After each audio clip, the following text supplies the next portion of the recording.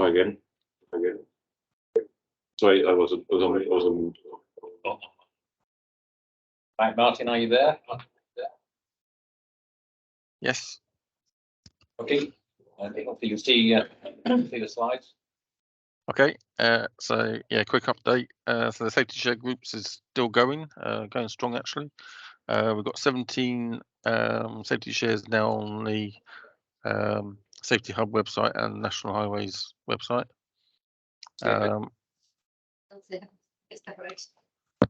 Of which We've got an echo in the room. Lots of West coming from. Ceiling.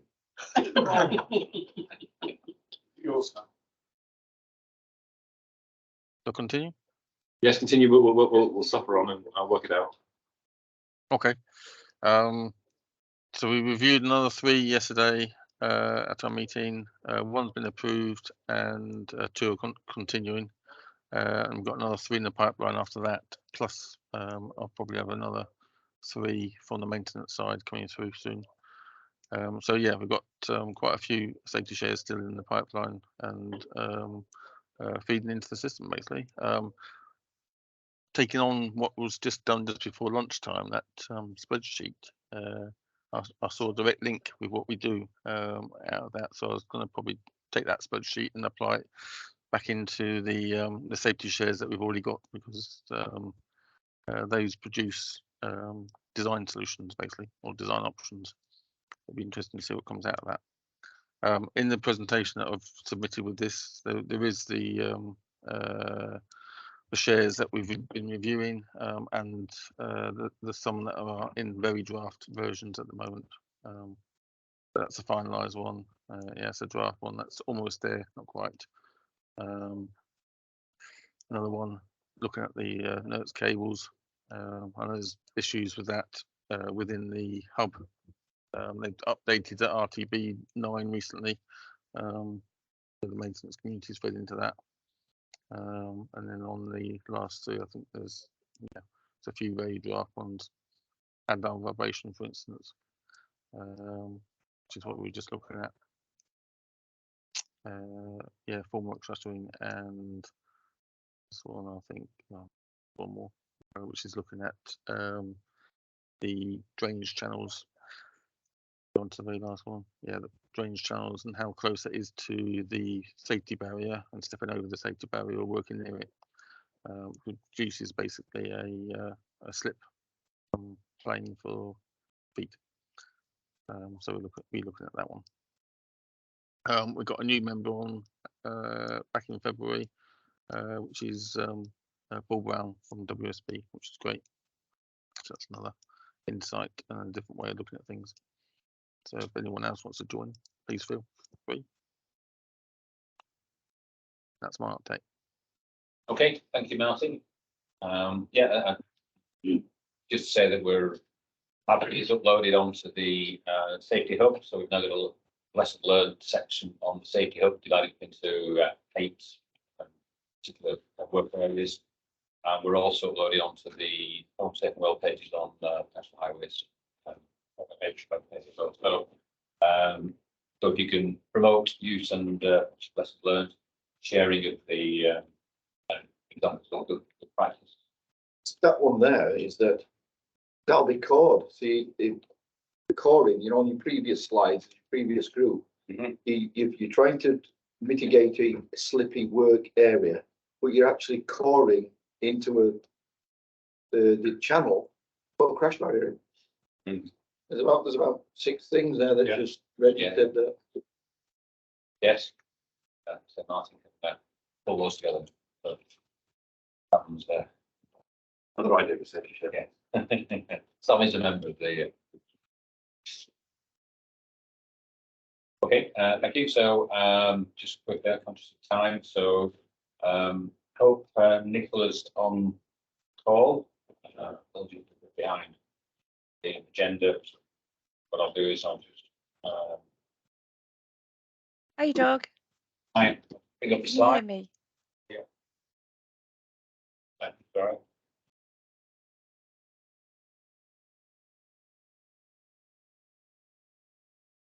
Can you hear me, dog? Yeah. Yes, we can. Yeah. Oh, sorry. Can you see me? In a second. Okay, I'll just get my presentation up.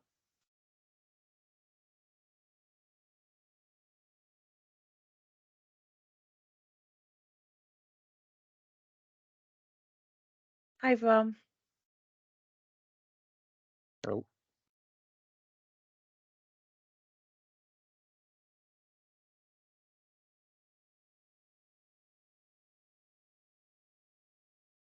Me want any three behind.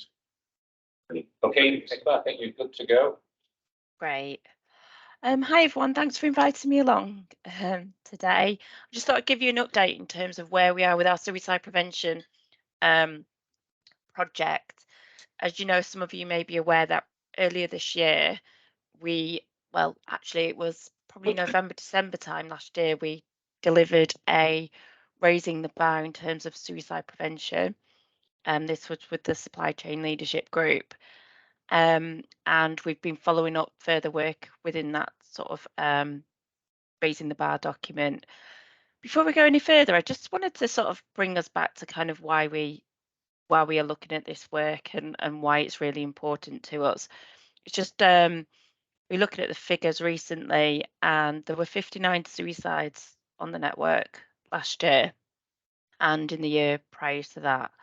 And just to put that into context, there was 200 fatalities on the network, which were invalidated fatalities, meaning that they've not gone through stats 19 yet. But essentially, suicides account for probably around 25% of fatals on the network, which is quite a significant proportion in terms of meeting our KPI 1 and reducing KSIs on the network. What we found is that there's even more suicide attempts. So in 2022, we attended around 1,000 incidents with an average lane closure of 69 minutes. So even though it might seem like a low-ish number, relatively speaking, the number of deaths and the impact on the network is quite significant with these types of events. If you can move on to the next slide, please. So just to give you, I'm not sure sort of where people are and kind of where we are in this process, but in November, we did launch our Raising the Bar guidance, which set out kind of 5 steps to our approach around looking at risks, designing out mitigation solutions, planning on site if you are at a high risk location, and looking at training for road workers, providing that support to those who have been impacted by those events, and reporting and investigating those incidents on heart. And we've definitely seen an uptake in terms of heart reporting across both our traffic officer service and our road workers within the supply chain. Next slide, please. I just wanted to remind you, so again, I'm conscious that some of this you may have heard before, but I think it's really good to give context of where we are. But essentially, in terms of that first step within the Raising the Bar guidance, and we talked about risk, there wasn't much resources for our designers or our asset needs managers in terms of helping them understand the risk. So we've been doing a lot to kind of think about, you know, what makes the location more risky than others? Why would people choose certain locations over others on the network? And how can we learn from that and then build that into our risk-based approach? And just to sort of go back to like our obvious sort of high frequency locations are sort of some of the iconic bridges that we have across the network. They're usually significantly high, often over water, you know, and that lethality is quite obvious in terms of jumping from those locations. Next slide, please. I think alternatively, again, and similar sort of numbers of people attempted to take their life is those bridges that we find in our more urbanized network. So where we're communities, where it's highly populated, where people access them daily on their everyday lives, and it's often close to hospitals or other health institutions or colleges and universities and places like that. So next slide, please. Thanks. So what we did, we got a group together to sort of look at, okay, so we've been looking at suicide prevention now for a number of years. We've sort of adopted our risk-based approach to this. We're asking people to look at risk in terms of when they're delivering and identifying schemes for improvement, but how can we actually embed that into our delivery processes and our standards and guidance? And we got together an advisory group which consisted of both sort of suicide prevention experts, designers, principal designers, structures people or planning and development people from operations, looking at their renewals and improvements program. We've got the safety auditors involved, risk requirements, and also major projects or project managers and project sponsors. And to look at kind of, historically, we've taken a very reactive approach to suicide prevention. So we've looked at locations where we have had an issue. The feedback from operations is that's just not sustainable. We've got to, learn from what we're reacting to and build that into a proactive position. So utilizing all our delivery through improvements, renewals and improvements to look at how we can sort of reduce these incidents in the future.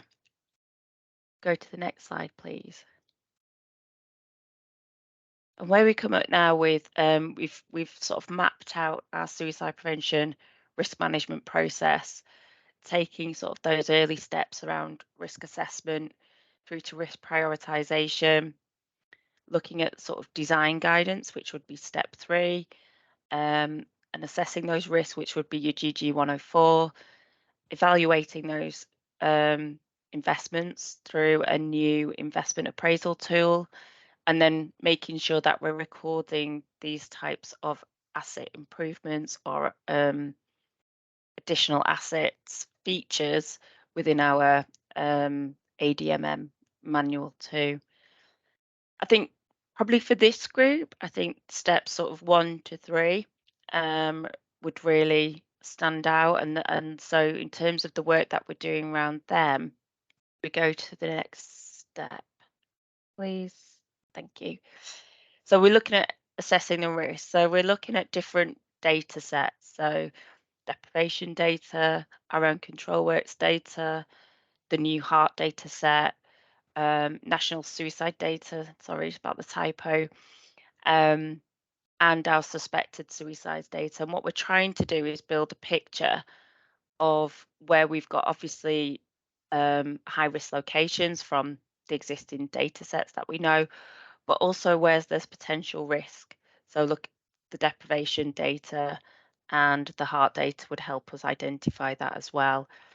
Ideally, what we want to do is to turn this into a tool that's self-service for designers and asset managers, so they can look at it in a mapping context, or they could put in specific structure details.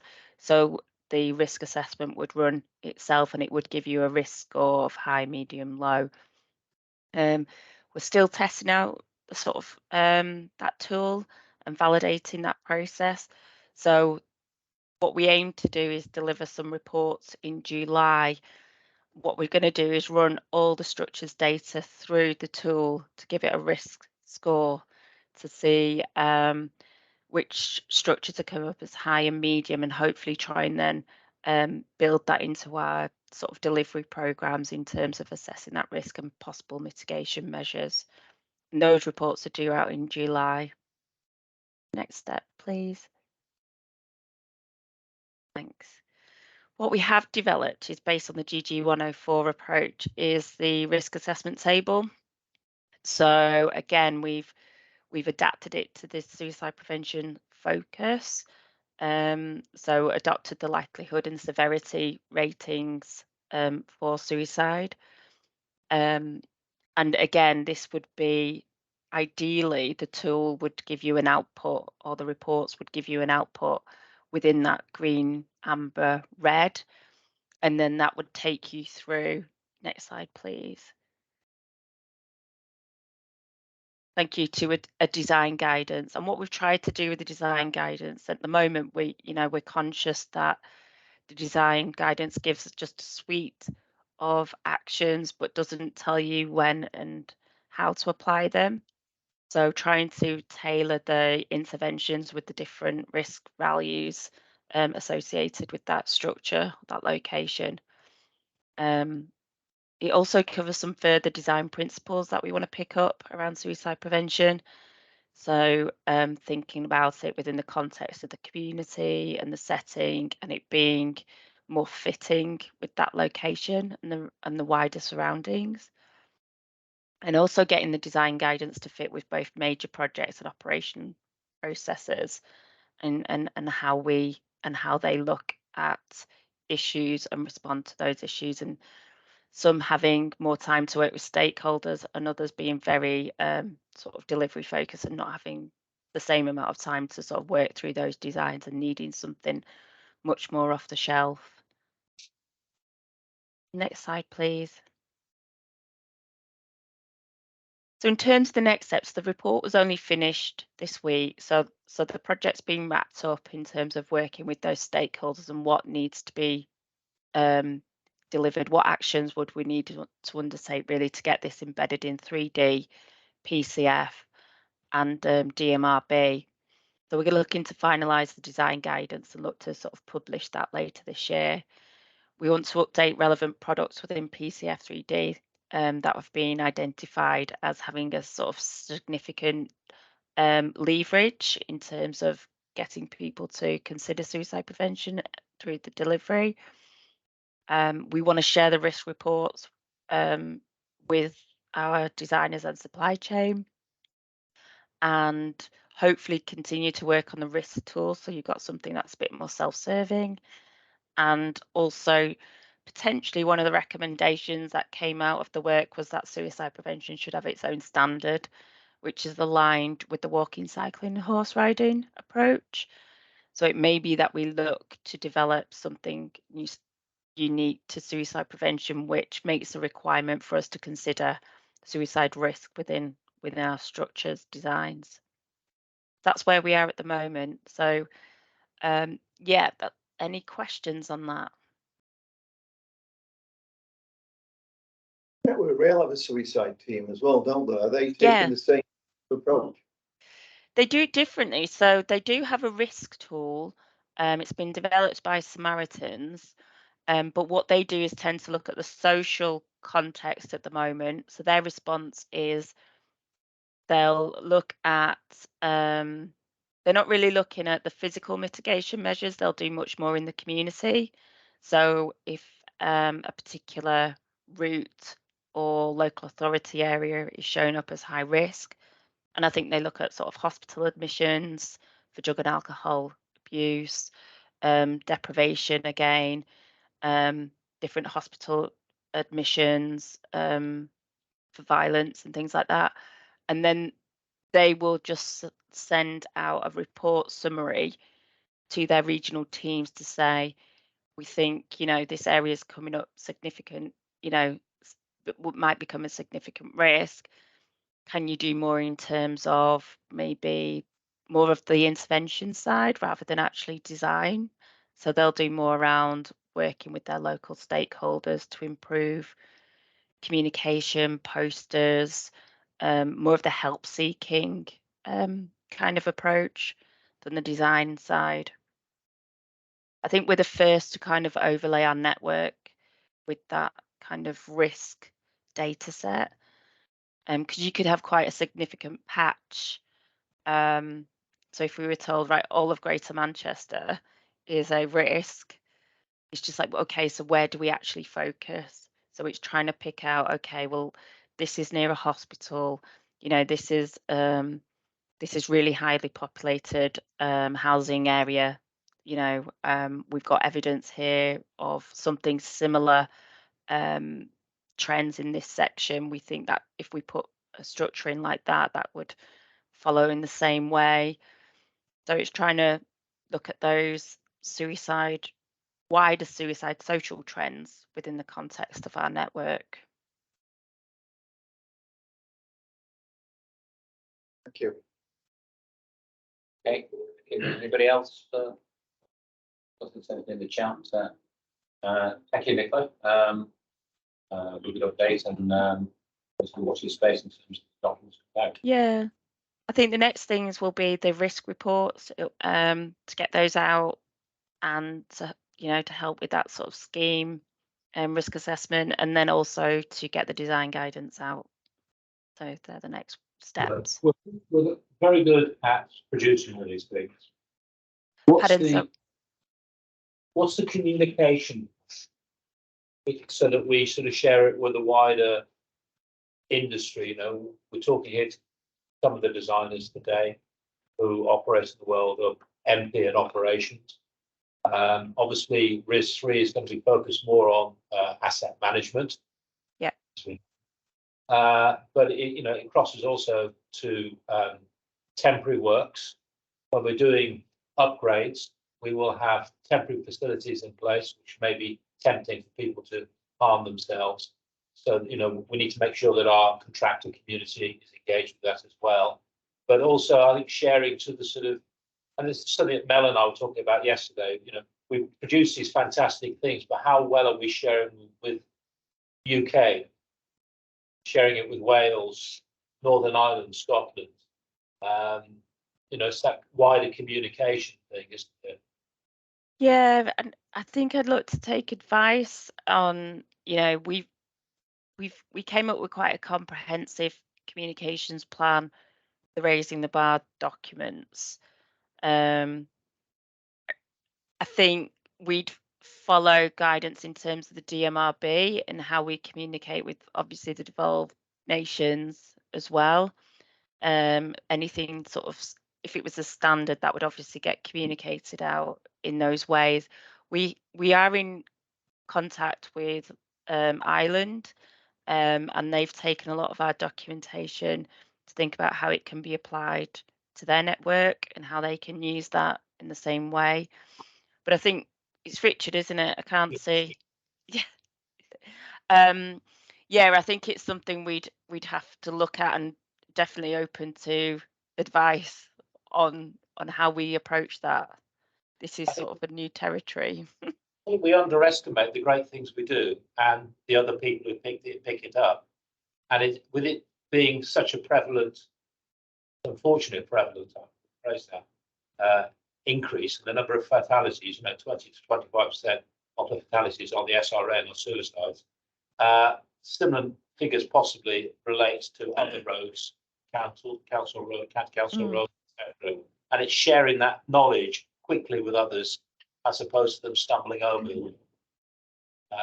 People do look to us, and I think we should. Yeah, I think the aim for us is to sort of consolidate all the guidance that we currently have. We've been sort of adding to it over the last sort of 2 years, and it's now becoming, quite big, maybe not as intuitive to use. So we will be looking at creating a new platform that we hope we can share with the supply chain and partners, like you said, local authorities. We don't want them to reinvent the wheel. If we've done all this research, practice and learn from, we want them to learn from what we've done over the last few years. So it's getting a good platform that we can share this information. Brilliant. Thank you. Thanks, Richard. Thank you, Nicola. So moving on to health and safety file. So about our percentage policies we've got on leave this week. Obviously, but Dave has very kindly stepped in, giving us an update on SMP. Thanks, Heath. Yes, thanks, Heath. I'll try and add each one of you on LinkedIn. Christina.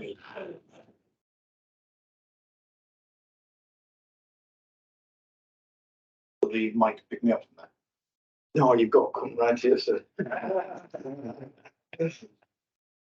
Sit on the table there, it's fine. Yeah. There's a start somewhere.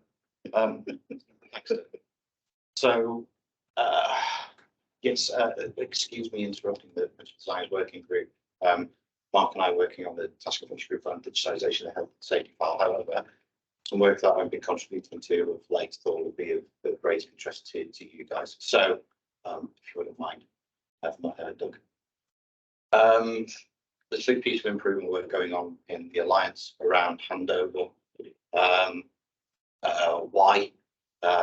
Historically, very frustrating for us all. I'm sure you've been party to a project which we've been completing. Frankly, it's been a nightmare.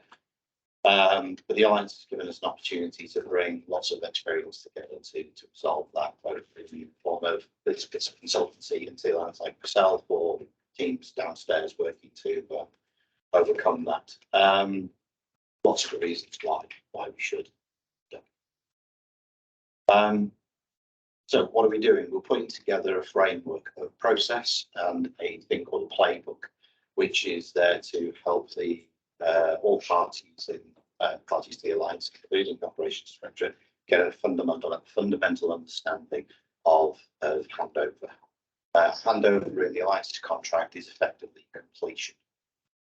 So road opening, yes, but beyond that, completed job, everything wrapped up, dusted off, stage 6, 7, as built, health and safety file, final account, etc., etc. My part is to do with the asset, is to do with the health and safety file. So my role, we're going to develop the process. We're going to work through all the partners through a series of workshops to develop that process. We're going to need engagement from National Highways Operations Directorate, which has started, and then we're trying to map all of this out so that there's a really clear understanding. And then from that understanding, those requirements on all parties will turn out. So, Doug, you and I know we've been talking about health and safety for a long time. The fundamental understanding of what constitutes handover, really, yeah, it's really uncertain. Even the parts where you talk about things which are very well developed, the asset data management, for example, people don't know what they're meant to do, what role they're meant to play. So we believe, we hope, through process diagramming that out, that'll get everybody on the same page. You linked with RDP. RDP have done a lot of work for handover. No, I don't know who. Cool. Okay. But one other question. Are you linking with Jason Glasgow and Cerebral? Jason indirectly through one of his team, Russell Brooks, on ADMS specifically, but I started a month ago to try and flush all of these things out, hence why Doug and I agreed to play this out. Is the Andover Community Day? So generally, if you've got all the people that are dealing with it in the same room, you know, your Mark Harringtons and that we know from the past. Yeah, that helps at least and get them right. Because I'm just about right here. Tell Mark Harrington. Smart Motorways Alliance, Smart Motor will be of those members only to begin with, at least I would say. There's enough stakeholders to go on with. I appreciate what both my colleagues have said, but this is an alliance developed thing for the alliance. Well, if you think, I disagree with that. If you're doing something smart and it may be not applicable, and you're on the right train of thought and say RDPs were in this direction, they can steer to go, actually, this is smart. So they may not implement, but they know to avoid. I've got to be clear on my scope. I will go and inquire to see if there is a benefit, but I've got to make a judgment because I've got to deliver this in 3. Right. So I can't go around asking and get You're on mission. I'm on mission. So I've got to do that in basically 3 months. Having should have started before Christmas with a delay. Yeah. Next page, please. I'm a sandwich. So the playbook has been in delivery for been in creation for a year, the production life cycle for more than 2 years, and I've got to thread the needle in 3 months. Okay, so luckily I've worked for Jason's team. Luckily I've delivered a couple of schemes and handed over a couple of schemes. I know enough to be dangerous. I've got parts of the ADMM which are mine. I've contributed to health safety. I know enough to be dangerous. I've got to thread the needle between a very high level 30,000 foot production life cycle asset fixed based process. I've got to convey that in my process, and I've then got to play down. I've got to integrate with the very good content that's coming about in the playbook. I'll explain the playbook a bit.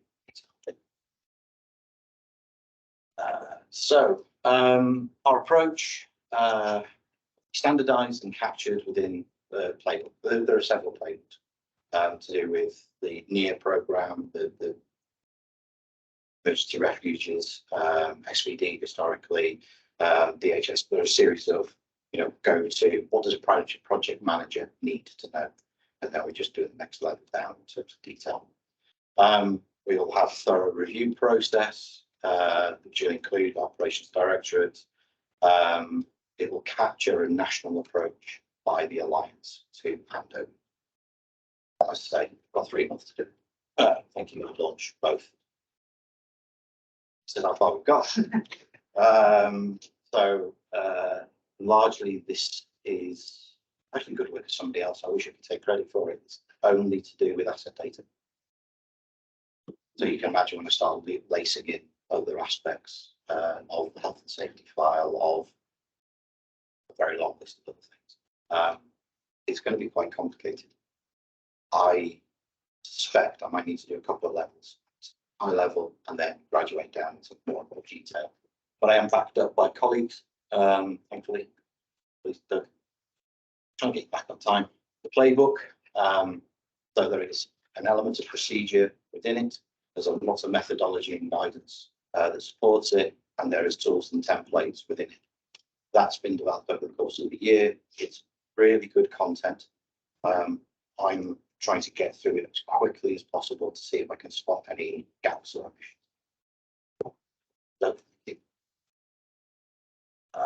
What's in the playbook? So the introduction, the first front end is 50 pages. So there's a big chunk of stuff there already. Again, a nod, not more than a nod. Hence, trying to foreshadow who the principal designers and principal contractor representatives are in the Alliance by coming to principal working group. A end-to-end handover process. What does it mean? What does it really look like on ground? Roles and responsibilities. It's very clear from just my first month that is going to play an important, very important role. It's not quite the clarity needed, and the Alliance's scope hasn't helped itself. They've put too much onus on the contractor, the on-site assembly partner, the some elements, as built, asset data. They don't have the capability. They don't know. They haven't got the experience. And from a previously from a design management perspective, as built should not be done by the contractor. This works information is to reflect what's built. The process that you get to blatantly misunderstood and sorely lacking. Luckily, we've got some people looking.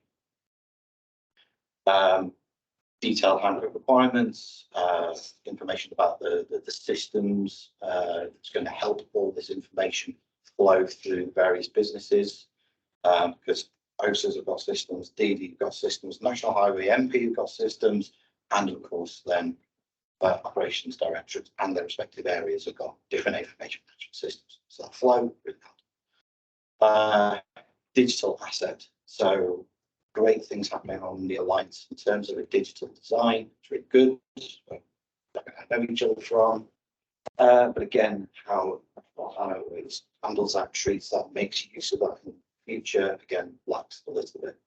But if we wind it back to the very much the fundamental principles, stuff that goes into the asset management systems, again, threading that needle. Where do you go to look? How do you understand what to do? Just making a bit of a breadcrumb trail for people on the ground is what we're going to do. An area of concern is Alliance OD relationship, how that works, what they're going to do, who's going to get agreement, what level are we getting agreement at, what's it going to be like on the ground. All of that fundamentally is work in progress. So as best as we can do internally within the Alliance, trying to work out process, it will come to different conclusion if OD aren't happy with what deliverables. risk, opportunity, efficiency, benefits, all lovely good stuff that makes a lot of sense.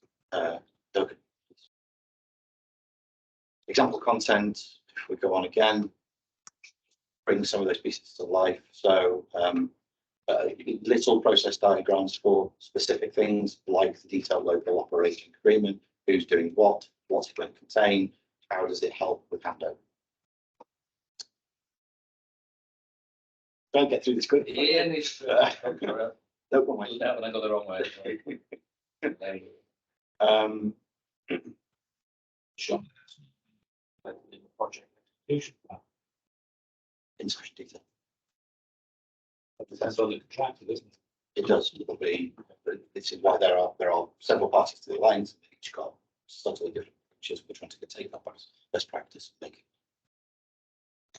it.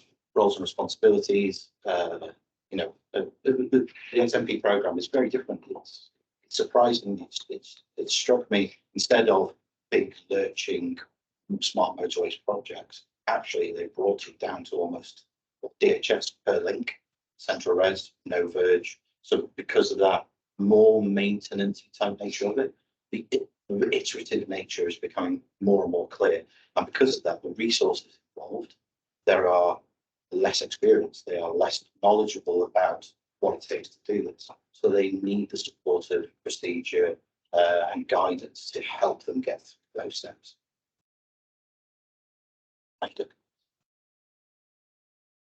And then terminology. I'm really lucky that I've been slightly obsessed with this subject for 7-8 years now. And I tried to do my bit over the course of that time, adding little bits of guidance in all of the things that are available. But it's still a substantial body of work out in the DMRB, in PCF, in all the constituent parts to know what constitutes handover of the asset. So hopefully we can play that forward into some guidance in the likes of terminology documents that can help those teams pick that up rather than efficiently. With the target of handing over in 3 months, that's the basic rule of thumbs. The final slide, I think, just for you guys again, there's been a lot of work between MP information management team and the collaborator and Smart Motorways to develop structured health and safety file. I shared the document. That document. I've just taken the first column out of the structure. Can't remember from memory how it's the one discussed or not. That's not PCF. That's not PCF. So again, there's misaligned there potentially between what Alliance has agreed RDP approach, maybe adding RDP. Should it matter? Yeah. Okay. Oh, I need to be the just completely different structure. We've got a 7 volume structure, and the schemes are delivering currently 12 or 16 volume, but it moved to a 7 volume structure. You know me, I've always advocated for a little bit more work in this space to come from OD. What do they want? What do they want? How are they going to consume it? And how does it go into their system? I mean, that's that volume comes from the work we did. You did. What?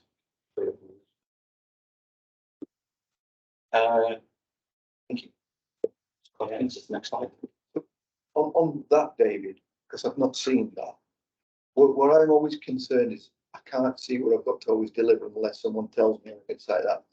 Is the part where when you finish this, that say actually the contributor would be saying as built me the discipline.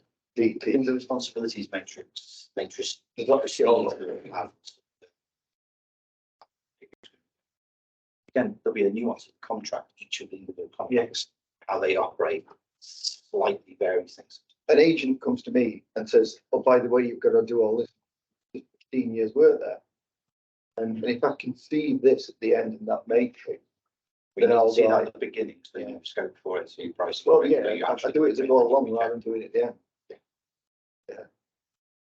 So, had an interesting conversation with the project this morning, going what we're meant to do about the asset management systems. Oh, Christ. Okay, here you go. Here's the crib sheet to begin with. Where was the crib sheet? What kind of crib sheet did you use? So you're not got a national highways process there. The crib sheet points to the National Highways documentation that make it abundantly clear.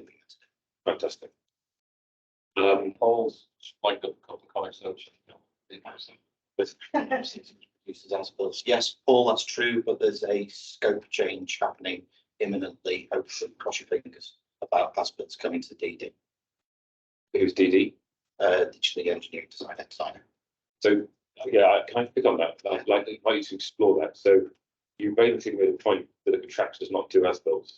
So the They contractor provide information. What? They provide information into So- the process. So I've asked the client, I have no designers because I don't want a contract. Contractors, no design. No designers, not plenty of time. At stage 6 during Fun. construction. At stage 6. Yes, I've sacked them all into stage 5. I can design. So it's construction only. He's going to do my as-built for. You find your responsibility. So I know resource. Yeah, competent. Not competent. You've got to delegate it down to somebody. I want to pay the contractor to do it. I'll pay my contractor to deliver it. But he didn't create. It doesn't matter. He's the one that's built it.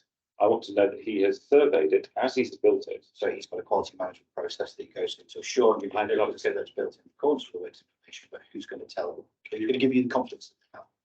Who's going to give the confidence that what? The contractor's assurance process will have to do that. I should check the contractor's assurance process that they've checked. I would really clarify and specify with the contractor what the as-built are meant to come from and what they need to say. I would invite you to reconsider that statement about contractors do as-built because Surveys, might do lab results, they do a lot of things, but in my experience, for them to take a designer's drawing and change the file name, change the originator, the author, and repurpose it for their own is very much a concern. I agree with you. And the role I would change the name from designer, I would change it to the asset manager. The asset manager is the owner of the drawing, and the asset manager or BIM model. And the asset manager is the only person that should update the BIM model. They should receive information from the surveys and contractors. We've got to go change the whole thing. Remember the National Highways process is called asset management, CDM. That's all we're focusing on. It's not CDM, it's not design construction, it's asset management.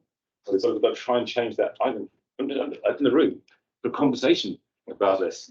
I'll stop for now. That's what model that we use at Euston Network Rail. So what happens is that when the designer passes over this Atkins, they pass it to a next stage. We survey it and say, here's all the utilities. There you go. Oh, right, yeah. They're nearly right, but not right. But they're in the tolerance. You know where it's up? Yes. A couple of centimetres. And they go, we'll move the model, right? Turn the model on, put the survey in again, it's all green. That is by the asset. Did you have approval to move? Sorry. Is it now within tolerance? It was always Have in you the affected the design sufficiently that you now could change a structural problem?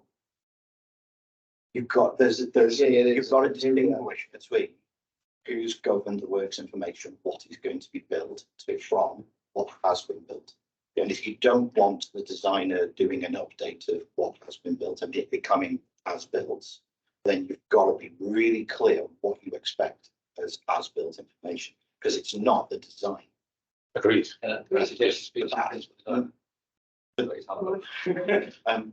The design is our liability, and if you've changed it on site, we don't know about it. Yes, and that's where you totally agree. The management to design process, which is so essential. Yes. And the client needs to have on that, otherwise they're paying for the gold plated You've got bridge no design on and they site. get a plastic bridge. You've got no design on site. No, agreed. So how are you going to manage that change? So that's the client's challenge. You see how much of this is so much of a contentious issue if there isn't a design representative on site. Which is why I would always advise a client to have a design representative until the keys are handed over. They should have a full principal designer, engineering management organisation with each of those disciplines, health safety file, which is going to cost the client. Not many clients want to pay for that. Agreement, we should have a design on site. And I would say, I've only been a designer for a year. I was a contractor for 10. Yes, I've done both. Yes, well, That's given learning into that changes were made on site by contractors that weren't then recognised by the client. They didn't spot them. The designer didn't know because they'd already been discharged. and it led to drains washing out. You take out one, I was just going to take out one. It's exactly that, it's the incident which I mentioned. Actually, Harman. The Network Rail one in Scotland. Oh, impact ones, yeah. Bank collapse, yeah. But that's Yes, exactly yes. the situation that we're trying to avoid. You've got to have a skills, knowledge, training, experience to manage the design change. So you've got to have designers on staff. M25 mining sections, I had 20 designers on site. The 556, my scheme, which was a third of, less than a third of the size, Yes. had 12 designers on site for design verification, to change design to answer TQs. I don't know what the hell I'd have done. I totally agree with you. And what we've done is by challenging that. Blame go, Paul. If Paul, we- Paul. He's been waiting very All right, much. all Paul's been paid. Come on, Paul. Go on, Paul. I'm always Thanks. Just to clarify the process that exists at the moment within the Alliance on the schemes I've been working on. As more or less traditionally, the contractor produces red line drawings for his as-builts. Those are then formally issued to DED through our document management system. DED do the updates to the drawings. They're then passed back to the contractor to assure that the work that we've done at DED in copying their red line information is accurate, and therefore the drawings are as-built accurate records. So the responsibility for the information contained in the as-builts is retained by the contractor, although the work in actually physically producing them is undertaken by DED, by the designer. So And that's how it works at the moment. those aren't design drawings that have become as built. Then are they? They are the contractor's reflection of what has been built and designed. Right. It's not the design. This is the major distinguishing piece. I'm advocating for design change on site and then process quality control on site, which says we have built in accordance with that. If we didn't, by TQ, NCR, red line, consumes all of that, and then the designer can move the suitability status of the drawing. I've designed it, issued construction to, that has what has been built, and I can put my name to it. I totally agree. I'm really happy with the conversation we've had. Sorry, Doug. Because what we've done, we've all together reinforced the message of how important it is to have a design team of the full competencies until the keys are handed over. So without realising it, we've made a really important message there. And the other thing I would potentially do is potentially change the name designer to asset management or BIM management or a CDE owner, just because the designer creates an image in people's mind that does not relate to the function they're actually doing. They're not designing, they are managing this common data environment, they're managing the as-built information, they're managing the built environment, the information model. That's maybe the play on words, which will provide the solution. I'd like to see the flow of liability Yes. in the process here, because that's the key thing, given the historic problems that we've got, the flow of liability, being really clear how that plays into the information is probably the key fundamental bit that we need to get an understanding. So who takes design liability? So much time. If you built in accordance with the design and you can show that. Yeah, that's fine. Liability. We can always invite Dave back to update us on his 3 months project. That's brilliant. Okay, just very quickly, so conscious of the quite behind, very quick. Paul Dennis couldn't make it today to update on the latest risks from the research project, which he has done previously.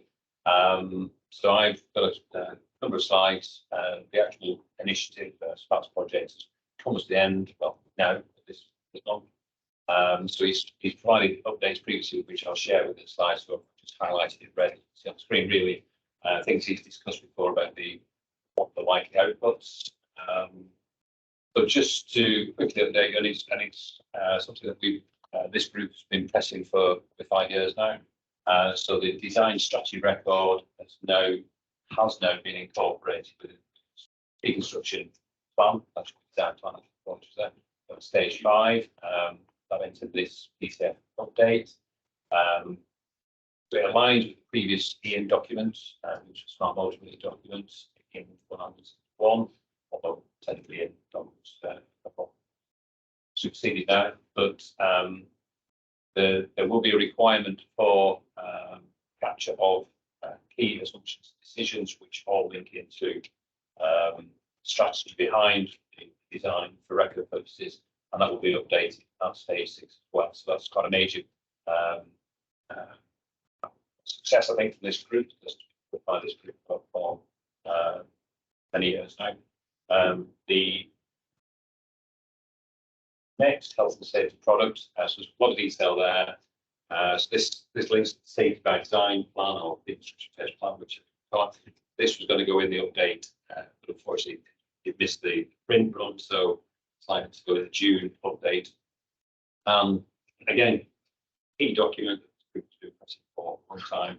I won't go into the details now, but it's really a list of contents rather than a scripted, but it's really detailing what the role of the principal designer is, what the designers are during the previous phase, so it's setting out sort of a design risk process, how are things being managed, how is it being involved, etc., etc. So a key document, and there are a couple of other targets now. I must admit, I don't know what's happened to these, but well, first one, there has been an update of the major projects knowledge management SharePoint platform. So all projects are asked to input into that or review it, capture lessons learned, etc. And also a recommendation made the executive when we harm effectiveness mitigation measures tools, which is a mouthful. I must admit, I don't know where quite that is. Sorry, do you know where that what's happened to that at the moment? Okay. Okay, so that was something that was on the cards being rolled into that. So bit of a rush there, but really just to get Paul back, as Paul has developed a safety by design plan for smart motorways. Paul, do you want to give a quick update? Yeah, can do. I'm surprised to see that recommendation about Exactium in there. I thought we'd decided that Exactium wasn't the place to be managing health and safety, but other people made that decision. I just thought it had been discussed at length and wasn't going ahead. Anyway, what have I done? As part of the work within the Alliance, obviously we recognised Raising the Bar 26 was out, I don't know, whatever it was, 2 years ago, where we needed a safety by design plan. Nothing's been coming forward, so I put a bit of work into just drafting something. We're waiting for the right opportunity in the Alliance at the moment just to trial it.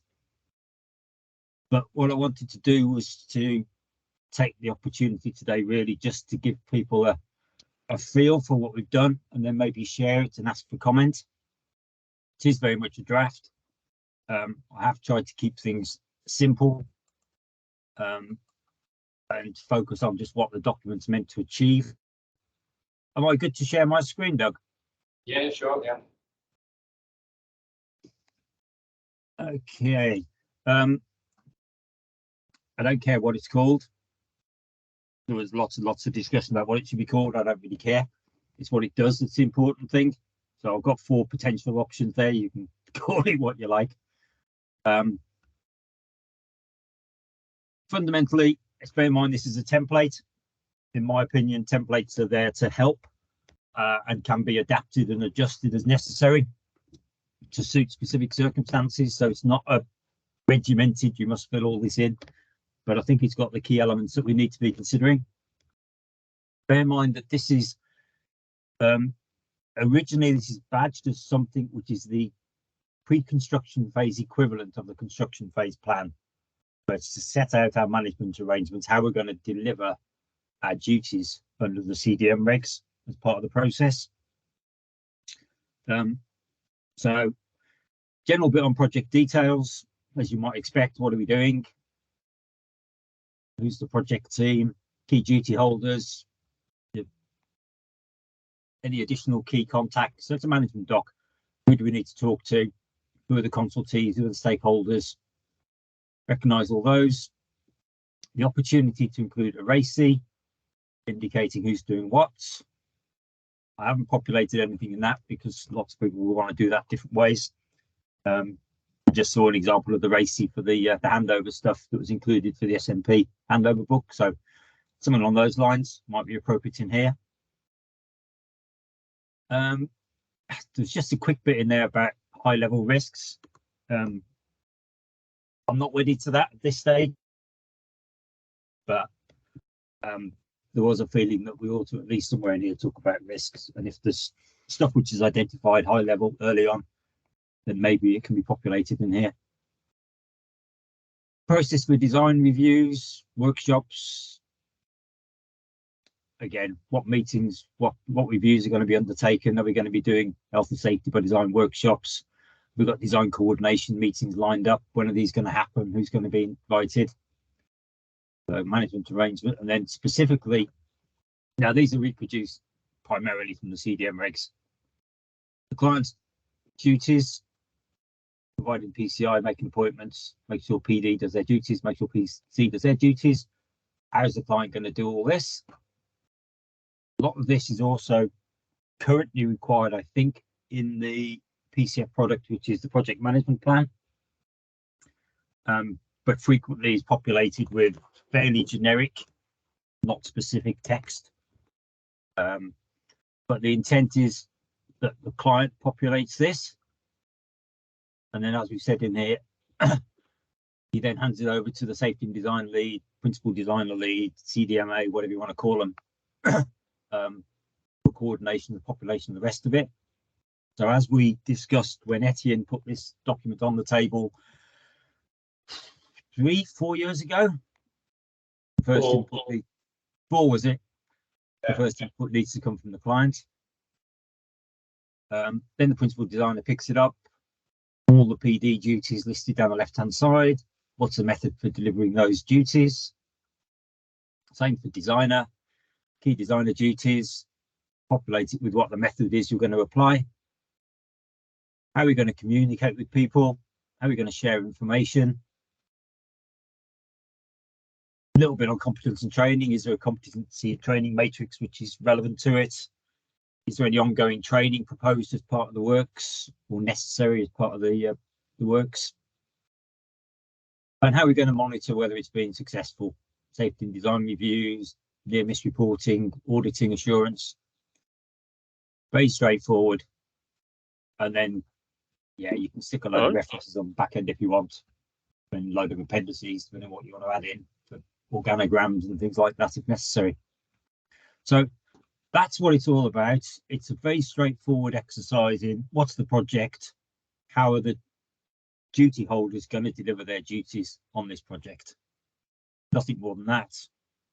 And it just formalizes the process of planning, management and delivery of your duties under the CDM regs. Did you get a chance, Paul, to check it against the list I sent through the other day, or yesterday? I mean, I assume the contents are pretty much aligned, yeah. What was that you sent through, Doug? I can't remember now. The one that's coming up, well, in theory, the one that will be launched as part of the supply chain supply quality plan. If you're not 100% sure, well, it's not a problem, but if you can issue that document, I'll issue it out and for comments. Yeah, I'll share it with you, Doug, and you can pass it out. I've debadged it from any reference to the SMP Alliance. The only name that appears on it is mine and WSP for various reasons. So this isn't a formally adopted SMP Alliance document, so please don't take it as such. This is my effort of just trying to get something over the line, which we've been playing around with for 4 years. Okay, well, thanks. Comments are invited, pluses and minuses. What I would say to people is just don't try and turn it into something else. This is a pure process of demonstrating the HSE knock on the door. How are we delivering our CDM duties? Yeah.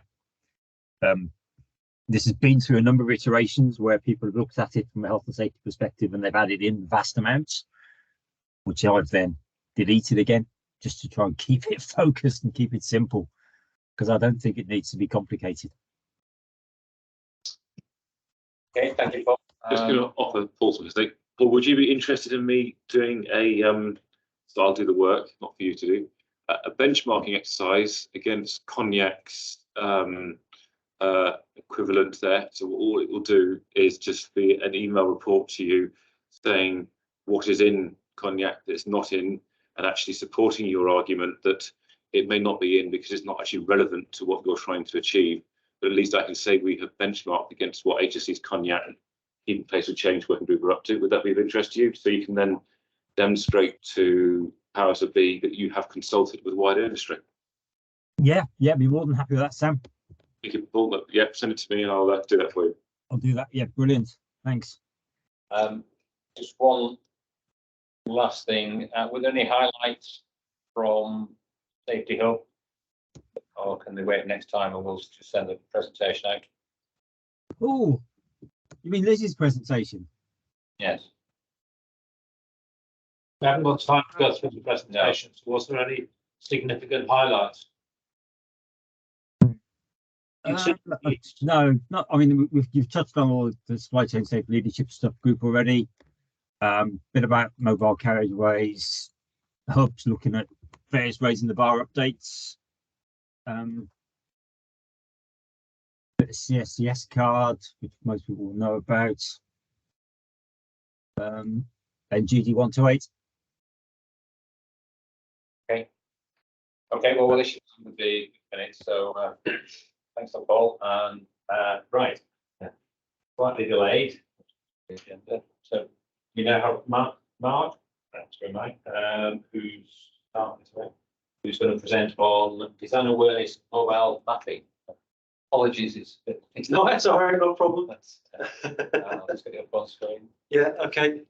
So afternoon, everyone. My name is Mark Reed from Corrick Group. Thanks for inviting me to talk. This is not a health and safety presentation, but it's quite a few health and safety elements to it, which hopefully I'll try and pick out as we go. You've got the PowerPoint version there. Oh yeah, sorry, I have. Yeah. There's a few videos in there which might. Yeah, There's also some handover stuff in here as well, so that might put the cat amongst the pigeons based on the conversation we had earlier. Just while we're getting this up on screen, there's a few familiar faces, but those of you that don't know Corrick or myself, Corrick is a supplier of survey and mapping technology to the geospatial engineering industry. So we're most widely known for being the supplier of Trimble technology, who supply a lot of different pieces of technology that's used on the network. So my role within Corrick is that I'm the UK Sales Director, but I also wear another hat, which is Professional Services Director. And the Professional Services team within Corrick is a technology enablement division that works with lots of different stakeholders to access and implement high-end technology.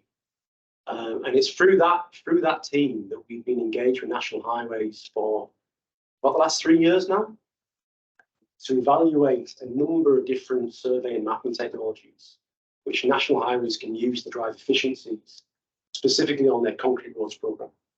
And that's really what I'm going to kind of discuss with you today. Just go to the next slide. I suspect most of you are probably already aware about the CRP program. Essentially, 4% of the network is concrete. Most of it was built in kind of the 70s and it's pretty much end of life. So there's a big investment to either repair the existing roads and add an extra 10 years of life to them, or completely rip them out and rebuild them. So we are a technology partner on the framework. You can see all the different designers and contractors that are working on there. And really our role within that is to support them to access technology and look at different things that can really drive the scheme delivery, whether that is productivity, safety, cost, all the way from start, from optioneering, all the way through to handle. Generally, our engagement is with a guy called Mike Ambrose. I don't know if any of you know Mike. He is at the Concrete Road Centre of Excellence. He's a really great guy, and he's a big driver to look at different technology and different methodologies that can be deployed.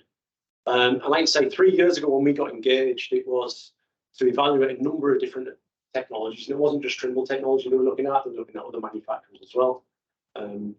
We got chosen to be a partner moving forward.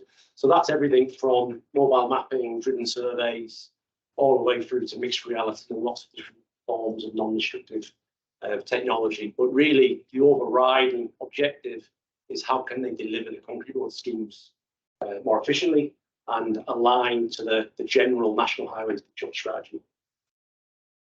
Again, you've probably all seen this document before. In terms of obviously the big drive to go digital within National Highways. So that's obviously digital design and construction, which obviously many of you are involved in, digital operations and maintenance, and digital customer. The work we're doing kind of forms into two different parts. We've got life extension, which is basically the repair work. We're working a lot with the contractors, so that kind of fits more in the operations and maintenance piece of the network. And then the work we do on the reconstruction is more on the digital design. And really, it's about providing data, particularly for the reconstruction for the designers. It's about having really rich data, very much at the optioneering stage to make informed decisions around design. Whereas from the operations and maintenance piece, it's much more granular in terms of effectively telling them where all the defects are on the network. So they can, one, prioritize which schemes they're going to repair first, and two, actually use that to do the design of those repairs. So it's coined end-to-end digital. That's what we've rolled out with the Centre of Excellence. There is an end-to-end digital kind of working group that meets regularly to enhance this and develop this. And like I say, it's all about data for decision making. So that's obviously like, can we deliver schemes quicker? Can we just deliver them more cost effective? But also the other impacts about, can we deliver schemes safer? Can we deliver schemes with lower carbon? And also importantly, can we reduce the impact on the network? So it's not just about, saving money or delivering it faster. There's all the other less tangible benefits that they're looking to try to measure during this as well. And if you speak to Mike, what his approach was very much from the start was that to do this, he needs this kind of golden thread, this kind of digital twin right from the start, that the goal goes all the way through the project. So actually a record of what was there to start with, but then kind of updating that as we go all the way through to handover, and then actually passing that on to operations as well. Obviously, in evaluating that, they're looking at all the different things. Okay, how can we create this digital twin? How can we do it in a way that's not going to impact the network? How can we do it in a safe way? But actually, more and more, when you look at surveying technology, capturing this data of the network is the easy bit. It's actually what you do with it. It's how you get the value out of it, how you share it with the different stakeholders, how you actually make it have an impact is the hard bit, and often that's software. So a lot of the work we've been doing is not just been on hardware, it has been on software. But what Mike realised right at the start was one of the biggest challenges in implementing the scheme, particularly if you're working at a defect level, trying to locate that on the network on a night shift. It was that location information was key. Like I think mentioned in one of the earlier presentations, having accurate location information actually reduces abortive work, reduces fixing the wrong defect and then doing the red line markup, and then 3 months later finding out you fixed the wrong one. So actually having spatial location information was key to this. So this essentially is the summary of what we class end-to-end digital as. So it starts with a driven survey, so it's a mobile mapping system that drives at normal traffic operating speeds. Obviously, from a safety perspective, no boots on the ground, so it's a much safer and faster way of mapping the network. So what we do is we've driven all of the concrete road schemes in the UK for National Highways. We capture very rich LiDAR and imagery data. We then worked with AECOM to develop a machine learning AI algorithm that automatically identifies all the defects on the network and maps them out spatially on the network. All that information that we capture, so the survey information and all the defect information, gets uploaded into a central portal on the cloud. So that's kind of the key aspect which allows all the stakeholders to access this information. There is then tools within the portal for doing some basic design, mainly for kind of small patch repairs, not the big reconstruction. However, I would say most of the time, contractors on the framework are taking the information out, doing their design in their usual environment, and putting it back in. But there would be big advantages if they did it in the central environment. There's then works management tools to actually manage the actual work that happens on the scheme. So we call it supervision. So we can actually take a job, we can issue that to a contractor, and what they use is in the little picture that I'll come on to in a minute. We have a little GPS, very cost-effective GPS, which means all the contractors can actually record to an accuracy nearly a centimetre as they're doing the work. So as they do a patch repair, for example, they can record the 4 corners, or if they lay a stretch of road, they can actually as-build it as they go. And as they do that and press save, that information is immediately back into the portal. So in terms of the handover, that's basically handed over. And that the client, as a National Highways, can see that information as it's done. So in terms of progress, in terms of handover and supervision, that's been a big kind of aspect of the work we've been doing and the savings that are possible. And then it kind of goes full circle. So then we're actually doing, we talk about as-built, we're actually going back to the schemes once they've been fully resurfaced or whatever's happened, and driving them again the next year. And we can actually see what's actually happened and update that central model. So it is basically having that digital twin, as we call it, right from the start before any auctioneering is done, funded by National Highways, all the way through to monitoring the progress and then doing it again at the end by National Highways. That's the system used, called the MX9, very high-end surveying solution, capturing 3D LiDAR data and imagery. And like I say, the main thing, again, from a safety perspective, is we do this at normal traffic speeds. So there's no road closures, no traffic management, no boots on the ground, which is obviously a huge aspect to speed up the scheme delivery and make it safer. This is what we captured in 2021. So this is quite an extensive area that we mapped for National Highways. This actually included all the legacy concrete schemes and also the evolved schemes. So anywhere where it was historically concrete, it's been overlaid or modified on time. I think there's about 1,700 carriageway kilometres that's been mapped and is all in a National Highways portal. And that is accessible to any of the contractors on the framework.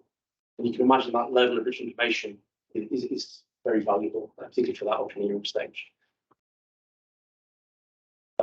This is the kind of data. So if you've seen or driven LiDAR data before, it's probably a step up on what you might have used or seen. This is 3.6 million points a second at 5mm accuracy. So this is survey grade, design grade information. And the reason it's that is what we've got, the actual designers doing the reconstruction, they've been using this for their auctioneering. So they'll, for example, they use this information to create a topographical drawing. So they don't need to commission a traditional topo to be done. For some of the schemes, particularly the reconstruction, we've actually tied this down to ground control as well to improve the accuracy.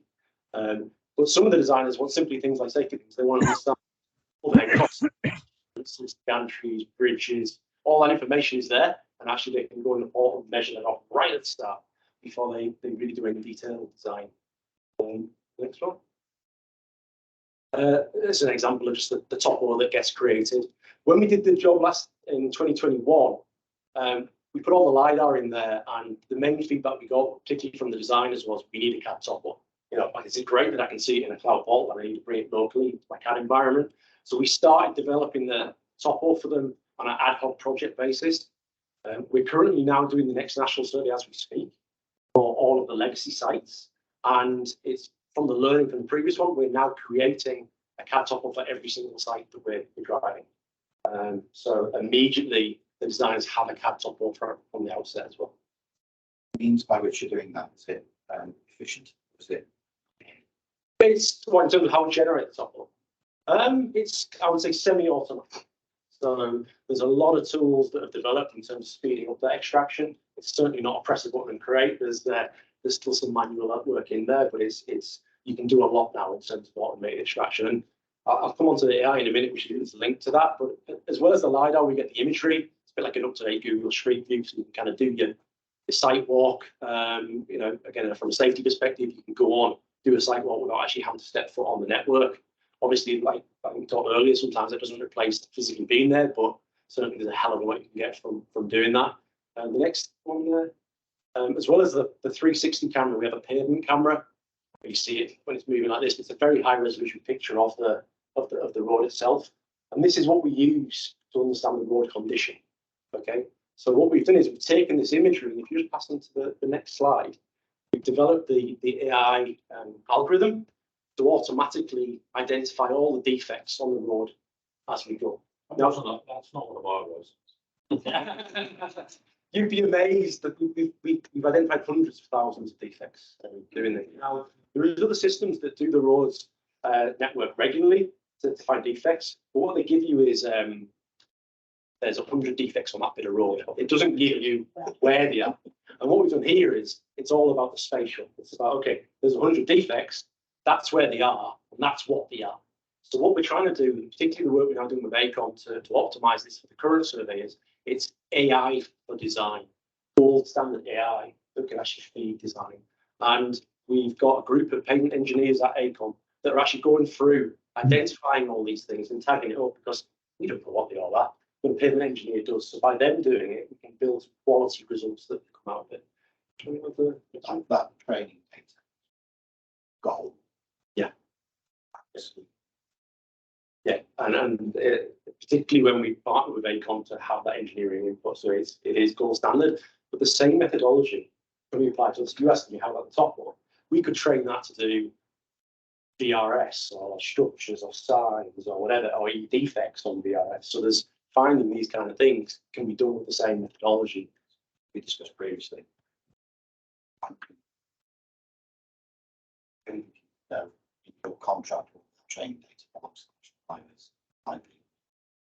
We own the IP, so we can use it for other projects, but National Highways can use it on their projects without any extra cost. But we can use it for other people. So, it's the loose contractual explanation. So yeah, next one. They're the defects that we were doing. I think there's a video there. So that's what we've done for all of the sites we've done. For some of the schemes, particularly the reconstruction sites where we've got a designer in place, they've asked us to do GPR as well. So you can see there how we had the LiDAR, and now you've got the GPR data that's overlaid. And so if you just go back one. Yeah. So what you actually saw on the initial slide is this is actually an overlay. So actually it's asphalt, but there's concrete underneath. But by using the GPR, we can actually identify where all the joint locations are, which is the designers needing to understand. But also from this as well, going back to the previous conversation we had, we can identify all the stats are as well. Yeah. So you know this, you can build a really clear picture. Again, for construction, they're going to start ripping up the road. We can really inform them. There's a project that we're involved in. I'll mention it at the end, but I'll touch on it now. So we're working with Cambridge University and Digital Roads of the Future to create an exemplar digital twin, the highest resolution kind of digital twin of a stretch of road we can. And for that, we're not just looking at the LiDAR and imagery, we are looking at the ground penetrating radar. And we're also, this is a trial that we do with National Highways on thermal. Now, actually, I'm not sure what it tells me, but all I can see is you can see differences in material, and because you might be able to understand things around condition, if there's moisture, and so it's about layering up all these pieces of information. But the only way you can collate or combine all that information is about having location. So that's why the location piece is really key. That could lead you to understand from the environmental viewpoint, it makes sense about how much grit sand. Yeah. No, there's so many applications. We're working with Tarmac at the moment, and they're inputting their actual lane records as they go. So there's another project where there's IoT sensors that Mike's put in the road, and we can plug them into the bottom of live feeds. We'll overlay that with traffic. So if you've got the amount of traffic and the defects, you can actually start to prioritize and say, okay, well, a lot of defects on that one, but no one's using it. For that one, there's a lot of defects that's really busy. I want to focus that one. Start getting to real predictive maintenance. Yes, exactly. So ACOM are doing another project around deterioration modelling, and from this to inform the next RIS project. This is the cloud portal. It's a bit of an old video view of it, but so this is on Google web browser. What you can see there is you get on the network, and effectively you can drill down into the particular road that you want to look at. Just press the next button. I think it goes to the next video. There you go. So essentially you zoom in to a bit of road and you can then view the information. So you can view the imagery as a video. Alternatively, you can view it a bit like a Google Street View type, where you can kind of navigate up and down the road, do your virtual site walk. In the top right, you'll see the date that was captured. So some of these roads have been captured 3 times. So you can step back in time and see what it was like. So you can see it before repair, after repair. Then you've got the full 3D point cloud in the cloud as well. So any of you could go on here in 2 minutes, you know what you're doing, you'll be able to measure off, understand clearances, distances, where you've got VRS, where you've got street furniture. So again, bringing it back to that safety piece, it's so much information you can get, you know, on the desktop without having to set foot on the ground and really input into that optioneering piece. What you can kind of see on this, particularly clear, is you take that down camera, you stitch it together as like an ortho mosaic for the road surface. And again, the reason we do this is what we learn from particularly from the contractors, is they're very visual. They understand the image more than they do a drawing sometimes, you know. So it's having that really matters. Just the next one. I think we talked earlier about section chainage. You know? So one of the simple things we learned, again, working with the framework was, again, everything's done by section chainage, whereas we're now giving everything a coordinate, which is better. So in our field app, which is attached to this, we just implement an ability. So where you are on site, you can simply see what the coordinates are on the section change. So there they've got the kind of the defects. They can go out on site and actually identify either by coordinates or section change. So a simple app like that is actually super valuable for a lot of people. But sometimes it's what section and change are you using, because everyone's using different things, as we mentioned earlier. So we need to kind of get the meaning of change between a major projects designer and painters. Yeah, well, they're completely different. That's what we've learned. So it's like, well, and there's been a request recently to start putting all these different ones in, because we can, but you know, you don't want to. This is a brief bit about design. It just shows how you can do a basic kind of patch design in the portal. Like I say, at the moment, we actually do some more development work on this, but this isn't really being implemented as much. Where it's starting to be adopted is more on, like say, the life extension repair stuff rather than large scale implementations. So most people would take this information, import it, you can download it locally, whether that's the LiDAR, whether it's the defects, do your design, push it back in. The problem we've got is you've got all this lovely spatial data, yeah, and then you can map out all the defects, and then we give it to the designer, they do the design, and then they give me a 1D strip mapper. So I've gone from having like precision information that we can design from, to then a design which is telling me do this at this chainage. So if we can keep it in, you know, a spatial environment, there's many more benefits to have. There's such a difference in design assurance. Yeah. How designing these things, yeah, using this information. Yeah. It's got that liability in it. Yeah. When inherently captured or water wasn't in your system. Yes, it's that contractual liability. Yeah, and that's what I was going to come to in a minute, is what's holding this back is the contractual piece of saying, well, okay, you know, am I going to be liable if that's wrong? Well, that's my piece of it. I want to do my survey because I don't trust that one. And that's the bit that's holding a lot of this back. This is the works management side of it. So basically, if you issue a job to a contractor, for example, we track the progress. From a health and safety perspective, the nice bit is any manual paper shift reports on site are now being gone to digital. So we have a digital app. So when they're there, they record who's there, you know, have they got the PP on, what they're doing, and actually at the end of the shift, we get an automatic shift report, so we can understand the repairs they've done and have pictures and everything of it. We can also understand who was there, what they're doing, who signed in, what time they signed in. So that has a huge kind of safety element to it as well, which is there. But I wrote at the bottom there, speed up approvals handover. In a minute, I'll come on to a report that AECOM did about savings.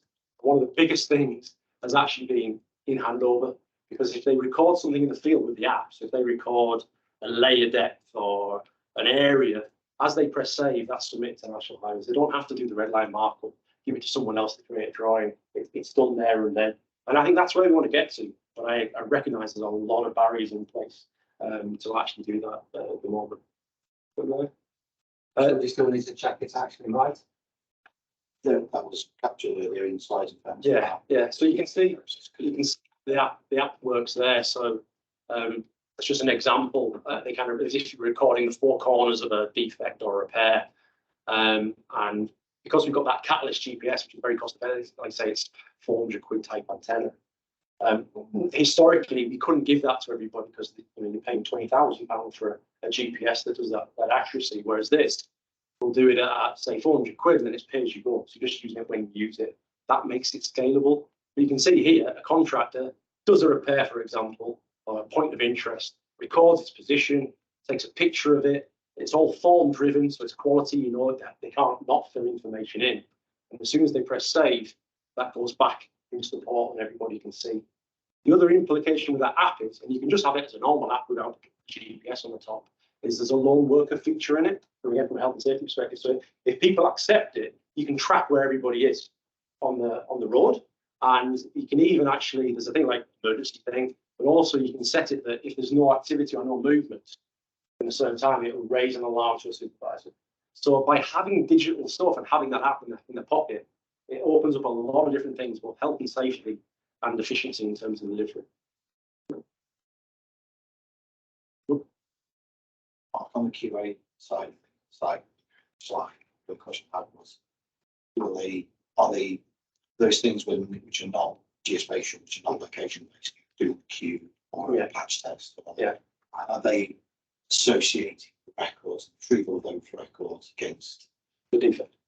Yes. So there's a recent one we did. So for example, that defect there, so that's a machine learning defect. So we've done the mobile mapping. The AI has spotted that defect. So just there's a few slides. You just press it once. So yeah, so this is the image set on here. But there's a defect here. That's the image from the vehicle. That's the machine learning defect that it's identified. If you press the button again, what's happened now is the guy's gone out on site with the app. Press the button again, and he's actually verified that defect in the field using the form. So you've got the driven survey, the defect, then verified. You can see there just after midnight. Then at a later date, if you press it again, you've then got the repair in the same portal. So that's the patch repair that they did. And if you press it again, that's the picture the contractor took of the actual repair and the extension. So all in the same environment. You've got the survey that found the defect. They actually went out on site, did a site walk, verified it, and then they've actually done the repair. It's all just feeding into the same environment. Okay, next one.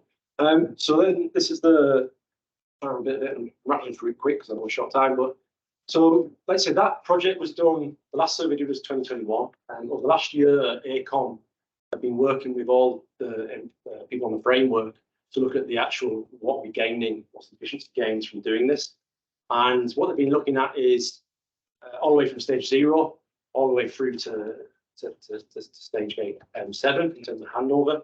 You know, at what point does this end-to-end digital process have an impact? So they've taken a typical scheme, which they've said is 32 lane kilometres. We've actually done 4,500 lane kilometres on the project so far, which was the next one.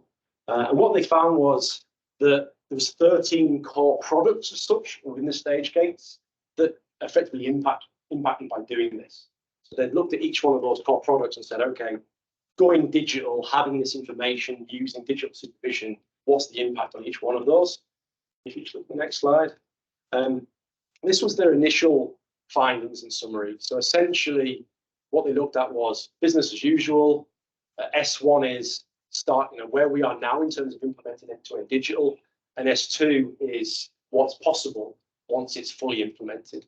So essentially, what we're saying is that at the moment, the repair work, the life extension work is having a bigger saving, because you imagine you're finding small defects and things, whereas the reconstruction is not as much. But potentially, you know, you have just under £4,000 saving per lane kilometre by using digital, and this is kind of where we are now. So over 4,500 lane kilometres of concrete roads, that's about 13 million quid. Yeah. So this was, like I say, an independent review. So the opportunity is huge, and there's opportunity for savings that are even much higher. That's not taking into account the other intangible benefits, but like I say, it's a slow process in terms of the adoption. Just the next slide. So on the reconstruction stuff, so the guys that you guys are probably more involved with, the main savings at the moment have been really in the handover and construction. So recording, construction, handover. But what we're saying is that if they use the data at optioneering, then there's huge savings as well. But the projects that have happened over the last year, they'd already done the optioneering before we started this. They didn't benefit from the optioneering. So it's the projects that are about to start, which are now benefiting from the data that we've got from an optioneering perspective. However, on the life extension works, we are benefiting on the optioneering piece as well as the construction handover, because it's more kind of dynamic. They're doing the repair regularly, depending on the smaller kind of patch repairs and things that they do. And you're only looking at the floor there, you're not looking at the signs, the forestry, the vegetation pullback, and there's what me and you know, there's lots of sensors that you can from call it the Christmas tree vehicle. Exactly. And it'll notice Japanese knotweed and everything as you drive past it. And like I say, that data we've got, it could be many other applications, we're just using it on the road at the moment. Yeah. That makes that there. Only do what it can see.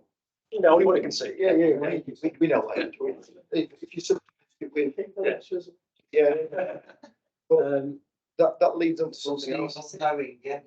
David's still saying. But you've got National Grid, National Rail, and I think you share an aircraft with them. And if you combine that same data set from aerial with mobile mapping, then you will see a large proportion. Yeah. You can't see everything. No, exactly. You see more than you got to do today. Yeah. One reason why I was asking about drones earlier, because again, I think aircraft are better. no, the digital roads for the future project we're doing about this exemplar digital twin. It's obviously recognising we can only see what's visible. So there's the section of road on the M11 that we're doing. They're going to do a drone survey on it as well to get the wider. It depends what time this survey. Yeah, exactly. Yeah, exactly. So really, everybody keeps going to saying they've got the one-stop shop. But yeah, no, there's limitations and everything. The bit on there, like you say, from a highways perspective, from an NH perspective, they effectively say every time we do this, we save money. So actually, you're spending money, but you're saving more. Target and target. Yeah, exactly. And the bit I said earlier, the bit where we see biggest potential saving moving forward, on top of what we already said, is in design. But that's the challenges that we said earlier. Everybody has their own approach, their own kind of contractual obligations for doing that. It's just a couple more slides.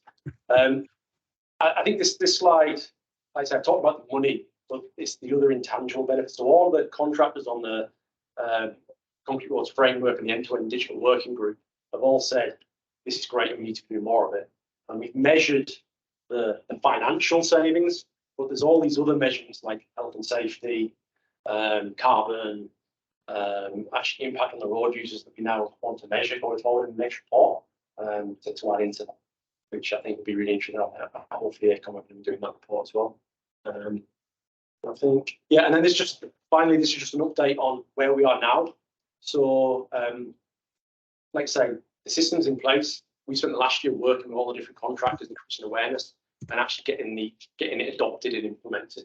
And that is hard work, the end-to-end process is developing, but the more and more people use it, there's always tweaks. Everybody wants to do it slightly different, but we're now seeing that adoption, which is excellent. Like I say, we're continuing to develop the AI with ACOM, and the next piece is from an image you can see something. So I can see there's a defect there, but for a designer, you need to understand the depth. So we combine it with the LiDAR information as well. We're currently in the middle of a new national survey. It's probably on for about the next 6 weeks, doing updated surveys of all the concrete schemes, which hopefully finish, like I say, in the April time. And then we've been working with the working group to finalise the EIR. So the EIR on this project stipulates that everything has to be delivered into our portal. So you can imagine that raises a lot of questions of what am I delivering? What format do I have to deliver it in? Because the idea is they're delivering their designs and their as-built into our portal, and then from our portal it'll go into National Highways ADMM system. So there's been a lot of conversation the last few weeks about what exactly we're handing over and how, and they're trying to use this as a funnel to standardise everything that goes into the system. But that in itself is a big question. You just built the wall and then sold someone a gate.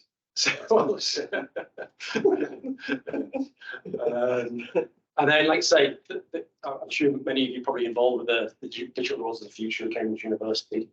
So again, like I say, that exemplar digital twin that we're hoping to do in the next few months funded by National Highways will become a data set. So the best digital tool we can create, and then the idea is we want to share it with a lot of different people and understand the applications of it. So the idea is that they want to get it there and then work with lots of different universities and stakeholders to what can we use this for, what can we get from it, and that includes lots of different sensory information that I've put there. And like I say, just continuing to look at the applications and the efficiencies that can be gained on the project. Let's say it's an ongoing project. Obviously, this has been very much focused on concrete, which is, let's say, a small percentage of the network, but now there's moves to start to say, okay, how does it apply to asphalt? And I think that feeds into the wider AUVIS discussion and national captures and that kind of stuff, which is a big question. It seems like you're doing the job that AUVIS could have done. Fine. Yeah, and that's why I keep pushing, saying what's happening with AUVIS. But I think the differentiation, yeah, and I think that the kind of differentiation we've always had is all the work we're doing with National Highways is scheme driven. It's not national survey. So AUVIS was very just right. You're raising that show is why you've got the system you've now got. Yeah. AUVIS wasn't the same. Yeah. AUVIS was capture the network, Yeah. go and get inventory. Yeah. That's it. We tried to eke out more like from it, not particularly successfully. Yeah. But it wasn't ever meant to do that. Yeah. You guys have had a purpose in mind. You've really. Yeah. It's and that's it. Thank you very much. I'm very conscious of time. Are there any questions from the people? Somebody did say about utilities, but you did mention JPR, didn't you, Mark? Yeah. Yes, yeah. I mean, GPR. I say we're a Trimble representative. We don't do GPR, but we bring in other GPR from what can.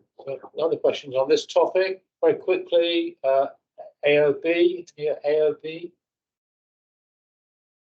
Most people are thinking of AOB. Can I remind you that Toria FL are going to be sending out the email request to you all participate in this analysis, occupational health design. So please do respond. Queries on it, please go back to the team and ask questions to get support.